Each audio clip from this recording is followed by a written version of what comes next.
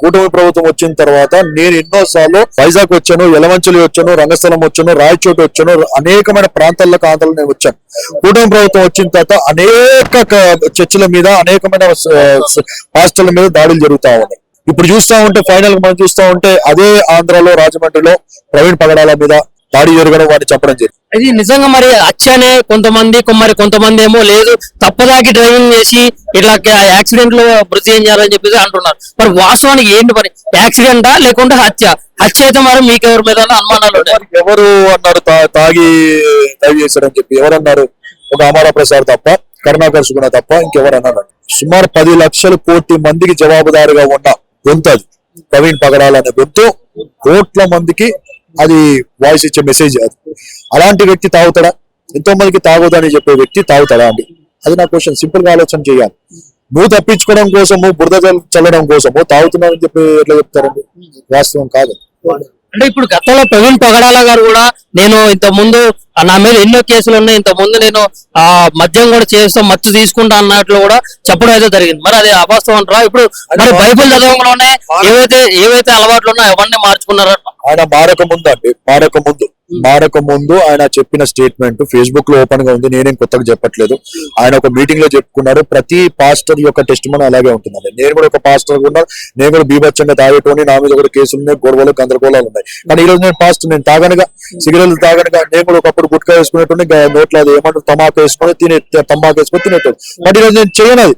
ప్రతి యూత్ కి చెప్పేది అది తాగొద్దు అంటాను. ఒకప్పుడు ఎందుకు తాగలేకపోతున్నా, ఎందుకు మానలేకపోతున్నా అంటే నేను నా సాక్ష్యాన్ని ఉపయోగిస్తాను. ఒకప్పుడు నేను కూడా ఉన్నాను రా బాబు, బైబిల్ చదువు బట్టి నేను మానుకున్నాను. అట్లా ఆయన సాక్ష్యం చెప్పాడు అక్కడ. ఒకప్పుడు నేను అలాగుండేటోని, కానీ యేసు ప్రభు వారి గురించి తెలుసుకున్న తర్వాత, బైబిల్ చదివిన తర్వాత తాగుడు బంద్ చేసి ఉన్నాను, డ్రగ్స్ బంద్ చేసి ఉన్నాను, చేతుల్లో బాంబులు పట్టుకుని నేను తిరిగేవాడిని, ఆ బాంబులు కూడా వదిలేసి ఉన్నాను.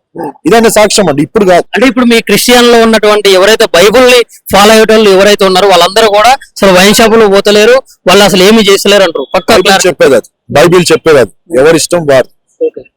డాడీ చెప్తాడు, నాన్న దొంగతనం చేయొద్దురా, అమ్మకి నా రెస్పెక్ట్ ఇరా, అన్నయ్యకి రెస్పెక్ట్ అంటారు. వాడు ఇస్తాడా?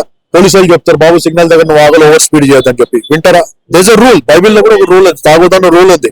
ఇక వాడు చేస్తాడా చేయడం అని ఇస్తాడు. అలా చేయకుండా ఉంటే బైబిల్ రూల్ ప్రకారం నడుచుకుంటే పరలోకానికి పోతావు, నడుచుకోకపోతే నరకానికి పోతాను బైబిల్ తెలియజేస్తా ఉంది. ఇప్పుడు వాడు పరలోకానికి పోతాడు, నరకానికి పోతాడు. ఇప్పుడు డిపెండ్స్ ఆన్ హిమ్.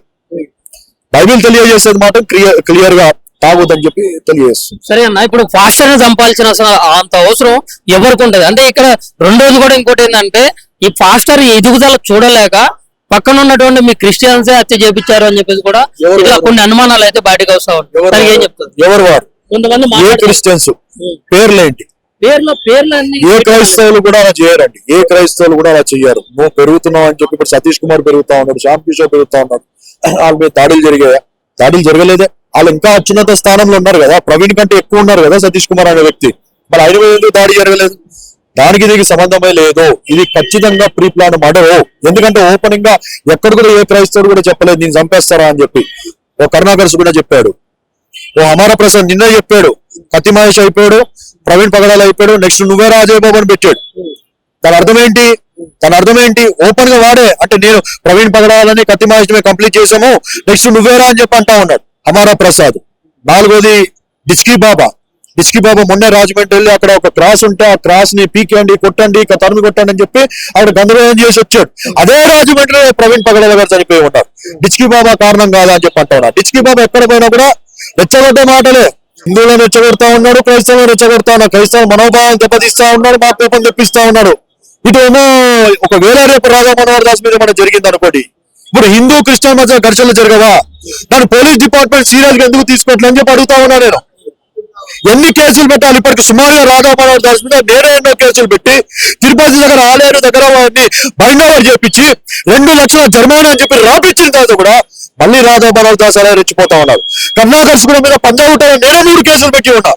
పోలీసు వాళ్ళు తీసుకొని పోయి నేను ఆఫీస్ సీజ్ చేయించడానికి వెళ్తే కూడా మరి పోలీసు వాళ్ళు ఇప్పటిదాకా కూడా దాని మీద చర్యలు తీసుకోవట్లే. ఇమ్మీడియట్ గా బండి సంజయ్ నుంచి కాల్ వచ్చింది. ఇమ్మీడియట్ గా పైడి రాకేష్ రెడ్డి బీజేపీ ఎమ్మెల్యే ఆయన నుంచి ఎస్హెచ్ఓ గారికి కాల్ వచ్చింది. దాంతో నాకు హైకోర్టు నుంచి నోటీసులు పంపించారు. నాకు నేను పెట్టాను ఫాల్స్ అలిగేషన్స్, ఫాల్స్ కేసులు అని చెప్పి. మరి ప్రభుత్వం ఎందుకు 1 సైడ్ గా పక్షపాతంగా చేస్తా ఉన్నారని చెప్పి నేను అడుగుతా ఉన్నాను. మీరు ఇప్పుడు క్రిస్టియన్ సమాజం గురించి మరి ప్రభుత్వాలకు ఏం చెప్పదలుచుకున్నారు? ఇప్పుడు అటు ఆంధ్రాలో కానీ ఇక్కడ తెలంగాణలో 2 రాష్ట్రాల ప్రభుత్వం. మేము డిమాండ్ చేసేది ఒకటే అండి, ఎంటైర్ క్రిస్టియన్ కమ్యూనిటీ నుంచి డిమాండ్ చేసేది ఒకటే, నిందితులు ఎవరైనా కానీ, ఎంత పెద్దవారైనా కానీ, ఎంత పొలిటికల్ బీజేపీ ప్రైమ్ మినిస్టర్ దాకా లింకులు ఉన్నా మేము వదిలేది లేదు. This is already viral, international లెవెల్లో వెళ్ళిపోయింది. ఖచ్చితంగా మోడీ గవర్నమెంట్ ఒకవేళ మోడీ గారు దీనిలో ఇన్వాల్వ్ అయ్యే వాళ్ళని మేము రక్షించుకోవాలి, మంచి పని చేశారని చెప్పి ఒకవేళ అనుకుంటే అది ఖచ్చితంగా ప్రభుత్వానికి చెడ్డ పేరే తీసుకొస్తుంది. బహుశా ఇంటర్నేషనల్ వాళ్ళు ఇది మినిస్ట్రీ ఆఫ్ అఫైర్స్ కిందకి వస్తుంది కాబట్టి ఇంటర్నల్ ఇష్యూస్ లకు వాళ్ళు ఇంటర్నేషనల్ వాళ్ళు ఇన్వాల్వ్ కాకపోవచ్చు, కానీ ఖచ్చితంగా రేపటి దినంలో ఖచ్చితంగా అది మైనస్ పాయింట్ గా జరుగుతా ఉంది. సో ప్రభుత్వాన్ని మేము డిమాండ్ చేసేది ఒకటే, వాడికి ఎంత పెద్ద బ్యాక్గ్రౌండ్ ఉన్నా నిందితుల్ని మీరు అరెస్ట్ చేయాలి. అరెస్ట్ చేసిన తర్వాత వాడిని ఉరి తీయాలి. ఈ ఉరి తీయడం అనేది సంచలనంగా మారుద్ది. నెక్స్ట్ ఎవరైనా క్రైస్తవుల మీద దాడి చేయాలన్నా చేయవేయాలన్నా ఇది వారికి దుక్కు సూచిగా ఉంటుందని చెప్పి నేను కోరుతా ఉన్నా. ఇప్పుడు మీ డిమాండ్స్ ఒకవేళ పట్టించుకోకుండా మామూలుగా అట్లా ఉన్నట్లయితే తదుపరి కార్యాచరణ ఎట్లా ఉండబోతుంది మీ క్రిస్టియన్ సమాజం? ఈ నిరసనలు, ఈ ధర్నాలు, ఈ ర్యాలీలు మాకు జస్టిస్ ఫర్ ప్రవీణ్ కుమార్ గారు, న్యాయం జరిగే వరకు, నిందితులను అరెస్ట్ ఉరి తీసే వరకు మేము ఊరుకునేది లేదు. ఎన్ని సంవత్సరాలు అయినా ఖచ్చితంగా మేము న్యాయ పోరాటము చేస్తాము. రేపు కాంగ్రెస్ గవర్నమెంట్ గుర్తుపెట్టుకోవాలి, రేవంత్ రెడ్డి వారు గుర్తుపెట్టుకోవాలి, వచ్చే ఎలక్షన్స్ సర్పంచ్ ఎలక్షన్స్ ఉన్నాయి. నిందితులు అరెస్ట్ కాకపోతే మీ ప్రభుత్వము క్రైస్తవుల ఓట్లతో ఓడిపోబోతా ఉందని చెప్పి నేను తెలియజేస్తా ఉన్నా. ఇప్పుడు ఎన్నో సార్లు మరి ఇక్కడ పవన్ కళ్యాణ్ గారు కానీ లేకుంటే ఇక్కడ రాధా మనోహర్ దాస్ అని చెప్పేసి కొంతమంది మీరు చెప్పినటువంటి కొంతమంది కూడా సనాతన ధర్మం అని చెప్పి తీసుకొచ్చారు. సనాతన ధర్మం వల్ల దాని గురించి మాట్లాడడం వల్ల ఇటు క్రిస్టియన్స్ కానీ అటు ముస్లింస్ కానీ మతాల మధ్య ఏమన్నా ఇబ్బందులు కలిగేది కానీ లేకుంటే ఇట్లాంటి ఏమన్నా ఇబ్బందులు ఏమన్నా ఉన్నాయా? జరుగుతున్నాయి కదండి ఇబ్బందులు. ఏమన్నా హత్య జరిగింది, ఇప్పుడు వాళ్ళే కదా కారణం చెప్తా ఉన్నాను. ఆ నలుగురు అని చెప్పి అంటా ఉన్నాను. 5వది వచ్చి షఫీ అని చెప్పి సెమీ అని చెప్పి అంటా ఉన్నాను. వీళ్ళు నలుగురు చేయుడు బట్టి అమాయకులైన హైందవ సోదరులు వాళ్ళకి చందాలు పంపుతా ఉన్నారు, వాళ్ళకి డొనేషన్స్ పంపుతా ఉన్నారు. వాడు హ్యాపీగా ఉన్నాడు. బిచ్చగాడు వాడు, ఎవడు కరుణాకర్ సుడ, వాడు మొదటి స్టార్టింగ్ చూడండి శివశక్తి పెట్టక ముందు బిచ్చగాడు రోడ్ల మీద అక్కడ సినిమాల కోసం తిరుగుతూ ఉండేవాడు. గ్లాసులు మోసేవాడు ఒక సినిమాలో వాడి స్టోరీ వింటే. అలాంటి వాడు ఈరోజు కల్పతారా అని చెప్పి బల్కంపేటలో కల్పతరువు ఆ బ్రిడ్జ్ ఎక్కుతా ఉంటే లెఫ్ట్ సైడ్ లో, which is the costliest apartment in the surroundings of Balkampet. అందులో సుమారుగా 2 కోట్లు పెడితే గానీ నేను వెళ్ళి వచ్చాను లోపల, నేను కూడా తీసుకుందాం అని చెప్పి కనుక్కున్నాను, చూశాను.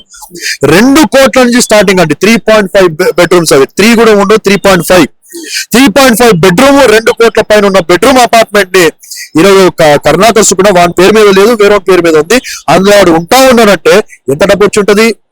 ఈ రోజు అమీర్పేటలో మన ఆఫీస్ చూస్తా ఉంటే నేను వెళ్ళొచ్చాను. ఒక ఫ్లోర్ మొత్తం ఆఫీసు, సుమారుగా 15 వర్కర్స్, కంప్యూటర్స్, ఏసీలు, సిస్టమ్లు, మెయింటెనెన్స్ అంత ఖర్చు, నెల ఖర్చు 5 లక్షలు.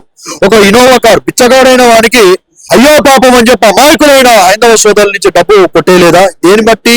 క్రైస్తవులు దూషించి కాదా, క్రైస్తవాన్ని డిఫేమ్ చేసి కదా, పాస్టర్ని కొట్టండి, క్రైస్తవం తరిమి కొట్టండి అని చెప్పి వాడు చేసిన రెచ్చగొట్టుడు, దాన్ని బట్టి వాడికి వచ్చే డబ్బులు కాదా? ఈ రక్తం నుంచి వాడు కట్టుకోలేదా డబ్బులు అని చెప్పంటా ఉన్నా. అండ్ ఇంకోటి ముఖ్యమైన క్వశ్చన్ అడుగుతా ఉన్నా, ఇప్పుడు బలవంతంగా మత మార్పిడి చేస్తారు క్రిస్టియన్స్, అండ్ అదే విధంగా ఇప్పుడు మామూలుగా ఒక ముస్లింస్ ని మీరు మార్చలేరు, హిందువుల్ని మాత్రం ఒక టార్గెట్ గా చేసుకొని ఇట్లా బలవంత మత మార్పిడి జరుగుతుందని చెప్పేసి ఒక ప్రశ్న. దానికి ఏమన్నా? వరంగల్లో పాల్ ముస్తఫా అని చెప్పి పెట్టండి, ఫేస్బుక్ లో చూస్తున్నారు కదా, పాల్ ముస్తఫా అని కొట్టండి. Is a pastor, Muslim pastor అయ్యా. అనేక మంది ఉన్నారండి ముస్లింస్ సాక్ష్యాలు. మేము చెప్తాం వారికి. నేనే దుబాయ్ లో ఉంటాను, I was flight officer in Dubai, Emirates కి పనిచేశాను నేను. దుబాయ్ లో అనేక మంది పాకిస్తాన్, బలోచిస్తాన్ తో, ఇక్కడ తెలంగాణ ఉద్యమం ఎట్లనో పాకిస్తాన్ లో ఆఫ్ఘనిస్తాన్ పక్కన బలోచిస్తాన్ అని చెప్పి వెరీ డేంజరస్ ప్లేస్. బలోచిస్తాన్ వాళ్ళకు కూడా నేను సువార్త చెప్తే 2 యేసు ప్రభుని అంగీకరించారండి. ఎవరు చెప్పారు చెప్పట్లేదు సువార్త అని చెప్పి? చాలా మందికి చెప్పేవారు చెప్తా ఉంటారు. సబ్జెక్ట్ కావాలి కదా నువ్వు మాట్లాడటానికి. ఎవరు పడతారు చెప్పలేరుగా. వాళ్ళు అడిగే ప్రశ్నలకి ఎంతో మంది ముస్లింలు మారారండి, ఎంతో మంది హైందవులు మారారు. బలవంతపు మత మార్పిడి అనేది ఎక్కడ లేదు, ఇది తప్పుడు ప్రచారము. ఇప్పుడు మీరే ఉన్నారు సోదరా, నేను మిమ్మల్ని బలవంతం నేను చెప్తాను, యేసు ప్రభు దేవుడు అంటే నమ్ముకోండి అని చెప్పంటాను నేను. ఇది బలవంతం అవుతుందా? ఎట్లయితే బలవంతం ఇది? నువ్వు మా మీద నిందలు వేయడానికి, నీ యొక్క పాపం గడుపుకోవడానికి బలవంతం అని చెప్పి ఏదో చెప్పేసి నువ్వు వీడియోలు చేసేసుకొని సంపాదించుకోవడం తప్ప అలా బలవంతం మత మార్పిడి అనేది ఎక్కడ లేదు.